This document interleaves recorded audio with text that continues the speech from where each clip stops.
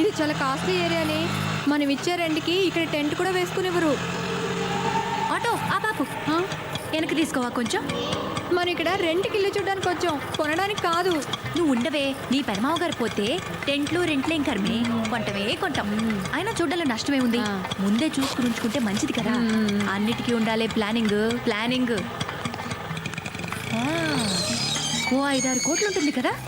మన దగ్గర ఉన్నవి 100 కోట్లు కాదే, 100 రూపాయల నోట్లు. రావే వెళ్ళిపోదాం. నువ్వు ఉండవే. ఇల్లు చూడడానికి వచ్చాం. आइए मैडम.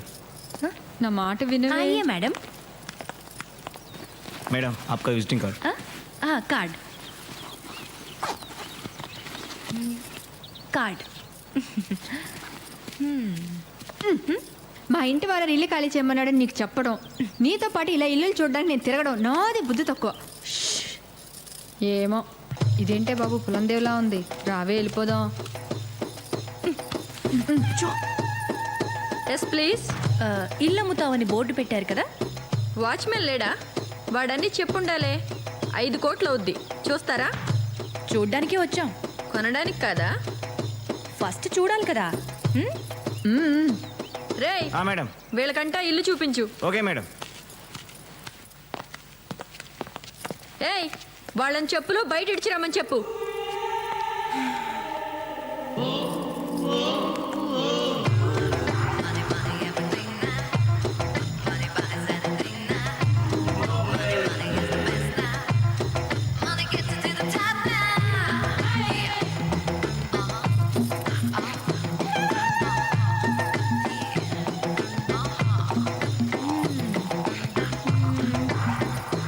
మీ మేడం ఒకసారి పిలు. ఎందుకే రాణి. ఇల్లు ఎలా ఉంది? చల్లగా ఉందండి. ఏసీ పెట్టారా? ఇల్లు బాగుందండి. ఎందుకు అమ్మాలనుకుంటున్నారు? వాస్తు ప్రాబ్లమా, ఆస్తి ప్రాబ్లమా, మనీ ప్రాబ్లమా? Money problem. మనీ ఎక్కువై ఇల్లు తక్కువైపోయింది. అందుకే విశాలంగా వేరే చోట కట్టుకుంటున్నాం. అంతేగాని మాకేం ప్రాబ్లమ్స్ ఉంటాయి? 5 కోట్లు అంటున్నారు. వుడెన్ ఫ్లోరింగ్ లేదు, ఇంకా చిన్న స్విమ్మింగ్ పూల్ కూడా లేదు. ఇప్పుడు అవన్నీ మీకోసం చేయించలేం. నచ్చిన వాళ్ళే తీసుకుంటారు. ఎందుకు వచ్చిన గొడవే? సర్లేండి, మేం కూడా మాకు కావలసినట్టు విశాలంగా కట్టుకుంటాం. అలాగేనమ్మా, చెప్పులు కొంచెం మంచి కొనుక్కుంటే బాగుంటుంది. పొదుపుగా ఉండడం పేదరికం అనుకోవద్దు ఆంటీ. పొగరకేం తక్కువ లేదు. ఎంత పొగరే దానికి. ఇల్లు చూపించడానికి పని మనిషిని పంపిస్తుందా? అసలు ఇవే పాత చెప్పులతో దాన్ని కొట్టాలనిపించింది. దాన్ని అనుకుని ఏం లాభరాజ్యం. ఇంత పెద్ద బిల్డింగ్ బేరమాడడానికి వచ్చినప్పుడు కొంచెం బిల్డప్ ఇవ్వక్కర్లేదు. మొన్న మీ ఆయన తెచ్చిన నగలన్నా వేసుకోవాల్సింది. కొంచెం టిప్ టాప్గా అయినా ఉండేది. టిప్పు లేదు, టాపు లేదు. ఆ మూర్తి మీ ఆయన నగలనే లాగేసుకున్నాడా? అవును, లాగేసుకున్నారు. నువ్వెలా ఊరుకున్నావే? ఎలా అంటే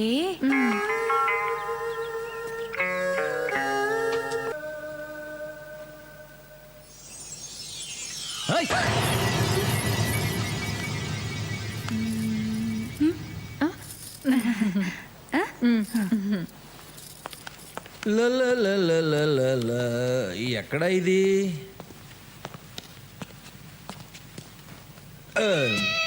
హలో, మీతో మాట్లాడాలి.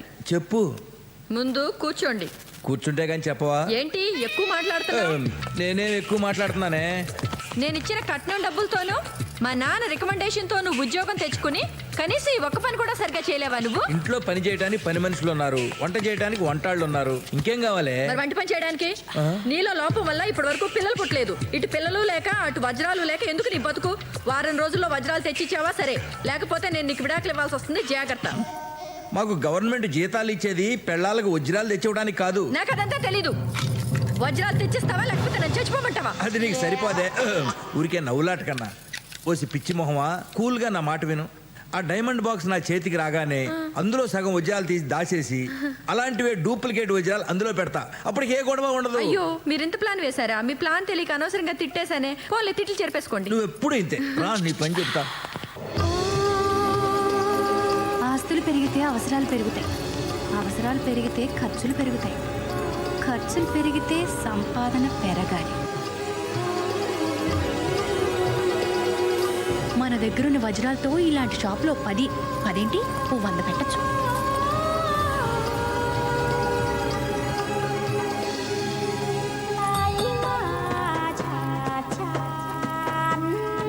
ఏం కావాలమ్మా? షాప్ ప్రొప్రైటర్ కానీ మేనేజర్ కానీ ఎవరైనా ఉన్నారా? అన్నీ నేనే. ఓ, చూడమ్మా, ప్రస్తుతానికి మా దగ్గర ఉద్యోగాలు ఏం ఖాళీ లేవమ్మా. నా దగ్గర ఉన్నాయిలేండి. అమ్మా, ఆ, ఆ, నా పేరు సులోచన రాణి. నేను నవల్స్ రాస్తూ ఉంటాను. సంతోషం అమ్మా. నేను నవలు చదవనమ్మా. అయినా ఎవరు చదివినా చదవకపోయినా రాసేవాళ్ళు రాసుకోవచ్చమ్మా, అమ్ముకోవచ్చమ్మా. నవలలు రాయడం నేరం ఏం కాదమ్మా. బోలియే, ఏం పని మీద వచ్చారో చెప్పండి. ఆ, ఆ, నా నవల్లో ఒక పాత్ర ఉందండి. ఆవిడికి ఒక నిధి దొరుకుతుంది. ఎన్నో 100 కోట్ల రూపాయలు విలువ చేసే వజ్రాలు దొరుకుతాయి. వాటిని అమ్మడం కంటే వజ్రాల దుకాణం పెడితే బాగుంటుందని ఆవిడ అనుకుంటుంది. నవల కదమ్మా, ఎలాగైనా అనుకోవచ్చమ్మా. ఇది నవలన్న సంగతి పక్కన పెట్టండి. ఒక్కవేళ నాకే దొరికాయనుకోండి, నేనేం చేయాలి? దీనికి లైసెన్స్ అవసరమా? ఎవరికి అప్లై చేయాలి? ఫీ ఎంత ఉంటుంది? ఈ షో కేసులు ఫర్నిచర్లకు ఎంత అవుతుంది? షాప్ రెంట్ ఎంత? పగిడి ఎంత? ఇలాంటి వివరాలు మీరు నాకు చెప్పాలి. నవలు రాయడానికి ఇంత కష్టపడాలమ్మా? ఆయన తోచినట్టు రాసుకోవచ్చు కదమ్మా. ఎవరు చదువుతారు, ఎవరు అడుగుతారమ్మా? నేను ఏది పడితే అది రాసే రైటర్ని కాదండి. ఏదైనా సరే డీప్గా తెలుసుకుని కానీ రాయను. బంగారం కానీ వజ్రాలు కానీ మనం కొని అమ్మదలుచుకున్నప్పుడు వాటి నాణ్యత మనకు తెలియాలి కదా. అదెలా తెలుసుకోవడం? ఈ వ్యాపారంలో అందాజుగా లాభాలు ఎంతుంటాయి? ఇలాంటి వివరాలు నాకు కావాలి. నేను ఈ వ్యాపారం ఎత్తేసుకున్నాక తీరిగ్గా ఒక పుస్తకం రాస్తానమ్మా. నీకు కావాల్సిన వివరాలన్నీ ఆ పుస్తకంలో చదువుకోవచ్చమ్మా. ఇప్పుడు కాస్త గిరాకీ టైం కదమ్మా, నన్ను కాస్త వ్యాపారం చేసుకొని అమ్మా. వచ్చే మంగళవారం రండమ్మా. అప్పటిదాకా మాఫ్ కరో అమ్మా. చాలా థ్యాంక్స్ అండి. రేపు మంగళవారం పొద్దునే వస్తానండి. పొద్దున్నే అంటే 10 తర్వాత అమ్మా మా షాప్ తెరిచేది. ఓ, వస్తానండి. ఆ. గొప్ప గిరాకీరా బాబు. మీకు మామూలు ఇవ్వడం మామూలే కానీ ఈ మధ్య మామూలు కంటే ఎక్కువ మామూలు వసూలు చేసేస్తున్నారు సార్. కనీసం నేను డిఐజీ బామ్మర్దినని కూడా చూడట్లేదు. అయితే ఇక నుండి ఇవ్వకండి. ఎందుకులేండి, ఏ రేప్ కేసులోనే ఇరికించి పరుగు తీసి ప్యాకాడేస్తారు. గుడ్. మామూలు మహత్యం ఏంటో మీరు మామూలుగా అర్థం చేసుకోలేదు. మరి మీరు మామూలు వాళ్ళ? సరే కానీ కాఫీయా టీయా?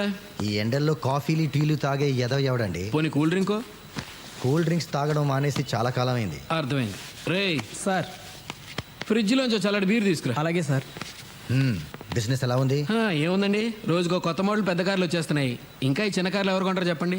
మొన్న ఒక ఆవిడైతే ఏకంగా ₹1 కోటి కారు ఉందని అడిగింది. అదేలేండి, ఈ మధ్య అడ్డమైన వాళ్ళు రియల్ ఎస్టేట్ వ్యాపారం మూలాన కోట్లు సంపాదించేస్తున్నారు. రియల్ ఎస్టేటా పాడా? ఆవిడ భర్త ఏదో జర్నలిస్ట్ అట. విజిటింగ్ కార్డు కూడా ఏదో ఇచ్చిందే. ఎక్కడుందబ్బా? ఇదిగోండి. ఇది సత్యమూర్తి కాడు. వచ్చిన ఆవిడ ఎలాగుంది? ఎర్రగా ఎత్తుగా బుర్రగా బాగానే ఉందండి.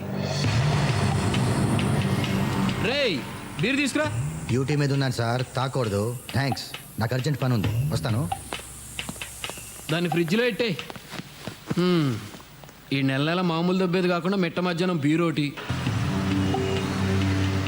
वो आदमी बोला मैं चोर नहीं जर्नलिस्ट हूँ. యాక్సిడెంట్ అయిన ముంబై ఎక్స్ప్రెస్ లో S4 లో చూశాను సార్. ఓరి నా దొంగ ఫ్రెండ్, నాకు కూడా తెలియకుండా ఇంత స్కామ్ చేస్తావా? మొత్తానికి క్రైమ్ రిపోర్టర్ నుంచి క్రైమ్ చేసే లెవెల్కి ఎదిగిపోయావు అనమాట. ఎంతకన్నా కాస్ట్లీ స్కాచ్ లేదా బావా? స్కాచ్ కూడా ఓ పేరు ఏడుస్తుంది కదరా. నీకు కావాల్సిన స్కాచ్ పేరేంటో చెప్పు. పేర్లు తెలియాలేంటి? మొన్న ఆవిడ మా షోరూమ్కి వచ్చి ₹1 కోటి కారు అడిగింది. కారు పేరు చెప్పిందా? ₹1 కోటి కారు అడిగిందా? ఎవరు ఆవిడ? ఆవిడ ఇచ్చిన కార్డుని బట్టి చూస్తే ఆవిడ ఆఫ్టర్ ఆల్ క్రైమ్ రిపోర్టర్ గారి వైఫ్. మన ఇంటికి కూడా ఇల్లు కొంటామని చెప్పి 2 లేడీస్ వచ్చారు. వాళ్ళల్లో ఒకటి మాత్రం నడమత్రపు సిరి వచ్చిందల్లా ఉంది. తను కూడా తన మొగుడేదో క్రైమ్ రిపోర్టర్ అని చెప్పి కార్డు కూడా ఇచ్చింది. ఆ కార్డు తీసుకురా. అవును బావా, నాకు చిన్న డౌటు. మీ సిఐ సూర్యరెడ్డికి కూడా ఇదే విషయం చెప్తే నీకులాగే డౌట్ఫుల్ ఫేస్ పెట్టాడు. పైగా హడావిడిగా కార్డు తీసుకెళ్ళిపోయాడు. కొంపతీసి ఆవిడే మానవ బాంబు కాదు కదా? మానవ బాంబో మనీ బాంబో చెప్తానుండు. ఇదే ఆ కార్డు. నువ్వు వాడికి ఇచ్చిన కార్డు ఇది ఒకటేనేమో చూడు. సేమ్ టు సేమ్ బావా.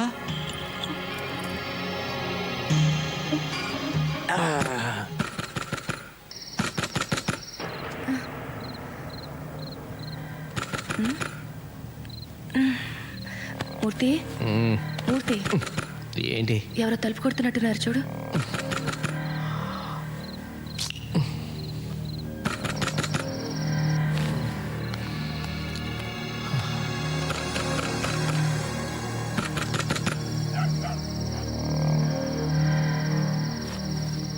ఎవరు?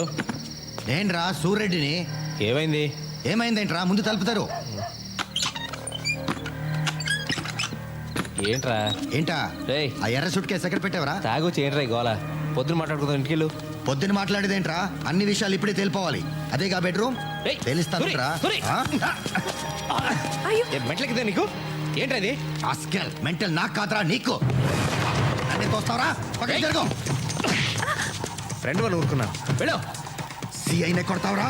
పదరా పోలీస్ స్టేషన్ కి. నేను అరెస్ట్ చేస్తున్నాను. అరెస్టా? అవును. ఫస్ట్ నీ మీద కంప్లైంట్ ఇస్తా. పదరా. పద పదరా. ఆమె రాజు, నువ్వేం భయపడుకో, కలిపేసుకో. కంప్లైంట్ అంట. పదరా. పోలీస్ అంటే అందరికీ వేళకోళం అయిపోయిందిరా. పదరా చెప్తా. పోలీసుడి మీద చేయి చేసుకుంటే ఏమవుతుందో చూపెట్టాను రా.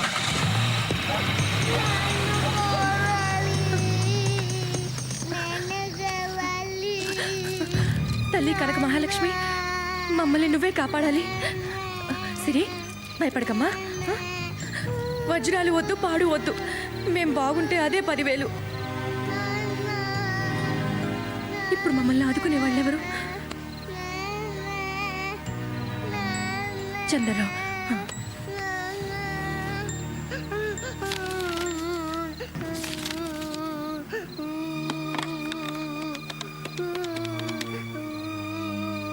హలో, చంద్రరావు గారా? నేను స్వరాజ్య లక్ష్మిని. చెప్పండి. మీరు వెంటనే మా ఇంటికి రావాలి. ఏమైందండి? ఎందుకు ఏడుస్తున్నారు? మీరు ఇమ్మీడియట్గా రండి ప్లీజ్. ఓకే, నేను వెంటనే వచ్చేస్తున్నా. ఓకే. నీలాద్రి గారు చెప్పాడా? ఎవడు చెప్తా ఏంట్రా? చూడ్డానికి అమాయకంగా కనిపిస్తావురా నా కొడక. నీ అంత మాయగాడి ప్రపంచంలోనే ఉండడు. ఒకటా రెండా 500 కోట్లు విలువైన వజ్రాలు కొట్టేశావు కదరా. ఏంట్రా నువ్వు మాట్లాడేది? వజ్రాలు దొబ్బేసి నీ ఇంట్లో దొంగతనం జరిగిందని నాకే కంప్లైంట్ ఇస్తావా? అమ్మమ్మమ్మ, ఎంత ఖతర్నాక్ గాడివిరా నువ్వు. ఒరే సూరి, నేను దొంగతనం చేసిన మాట నిజమే. అది కూడా అందరూ దోచుకుంటుంటే ఆశ పుట్టి కొన్ని నగలు, ఓ ఎర్ర సూట్ కేసు కొట్టుకొచ్చాను. కానీ దాంట్లో సఫారీ సూట్లు తప్ప ఏమీ లేవు. కావాలంటే అవి నీకు ఇచ్చేస్తాను. అబ్బా ధర్మదేవుడు, కోట్లు నువ్వు ఉంచుకుని సూట్లు నాకిస్తావా? అరే నన్ను నమ్మరా. మీ ఆవిడేమో కార్ల కంపెనీలకు వెళ్ళి కోట్లు విలువ చేసే కార్ల గురించి ఆరాలు తీసి ఆర్డర్లు బుక్ చేస్తుంటే వెరీ నా కొడుకులాగా నువ్వు చెప్పింది నేను నమ్మాలి? ఆ? రే, పోలీస్ స్టేషన్ అటు కదా, ఇటు ఎక్కడికి? నీ అమ్మ మొగుడింటికి రా. Torture chamber. దిగో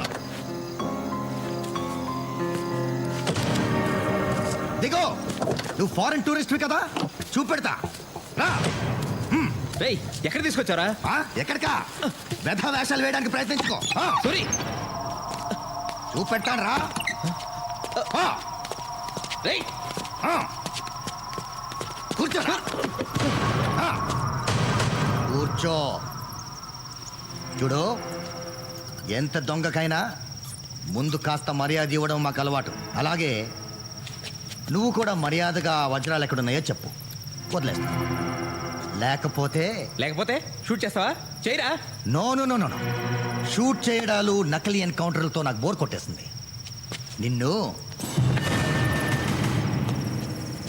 నువ్వు నిజం కక్కేదాకా దీంతో ఏ కీలు కా కీలు నరికేస్తాను. ముందు ఈ చిటికిన వేలు నరికేస్తాను. అప్పటికి చెప్పలేదనుకో, మరో వేలు నరికేస్తాను.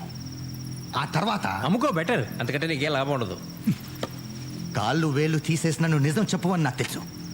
నిజమే, కాళ్ళు వేలు లేకపోయినా 500 కోట్లతో హాయిగా బ్రతికేయచ్చు. నువ్వు ఎలాగో టెన్షన్ పడట్లేదు, నాకు టెన్షన్ తప్పట్లేదు. నిన్ను మూర్తి, నాకు అన్యాయం చేయదు. నేను నీకు సాయం చేస్తాను బ్రదర్. ఈ గొడవల నుంచి తప్పిస్తాను. నా వాటా నా మొహాన పడే, మిగిలినవన్నీ నువ్వే ఉంచేసుకో, నేనేమనుకోను. ఈ దిక్కుమాలిన ఉద్యోగంలో బీర్ సీసాలు తప్ప ఇంకేమీ సంపాదించలేదు. ఆ దేవుడి దయ వల్ల నువ్వు నాకు దేవుడిలా దొరికేవురా. బ్రదర్, నీ కాళ్ళకి దండం పెడతాను. ఆ వజ్రాలు ఎక్కడున్నాయో చెప్పు. ఈ విషయం నీకు నాకు తప్ప ఇంకెవరికి తెలియదు. మనం హ్యాపీగా ఉండొచ్చు. Please brother, please. నువ్వు పోలీసుగా పనికిరావురా, పొలిటీషియన్గా పనికొస్తావు. ఎన్నిసార్లు చెప్పాలరా నీకు? మళ్ళీ చెప్తున్నా, ఆ సూట్ కేసు స్వరాజ్యం తెరిచింది. దాంట్లో వజ్రాలు లేవు, బొంగు లేవు. ఆ సూట్ కేసు మీ ఆవిడ తెరిచిందా? అమ్మ బాబోయ్, ఈ ఆడవాళ్ళు ఎంత ఎదిగిపోయారు. అనవసరంగా నిన్ను తీసుకొచ్చానే. నువ్వు వేస్ట్ టూరిస్ట్వి. మీ ఇంటికి వెళ్ళొస్తా. Good idea.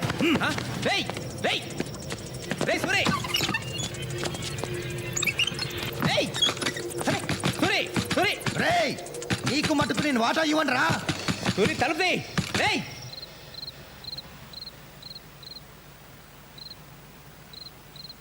ఇదంతా వింటుంటే మీరు ఇక్కడ ఉండడం సేఫ్ కాదు. మీరు వెంటనే ప్లేస్ మార్చాలి. ఓ పని చేయండి, మీరు బట్టలు సర్దుకుని పాపతో వచ్చేయండి. నేను కార్లో వెయిట్ చేస్తుంటాను. క్విక్.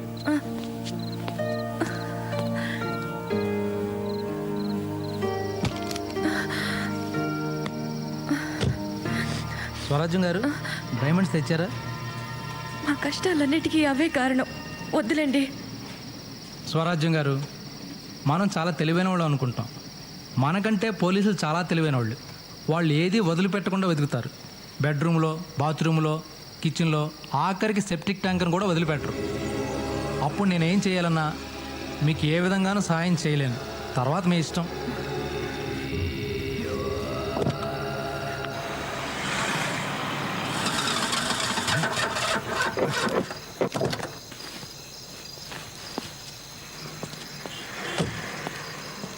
Shit! Puncture! Damn!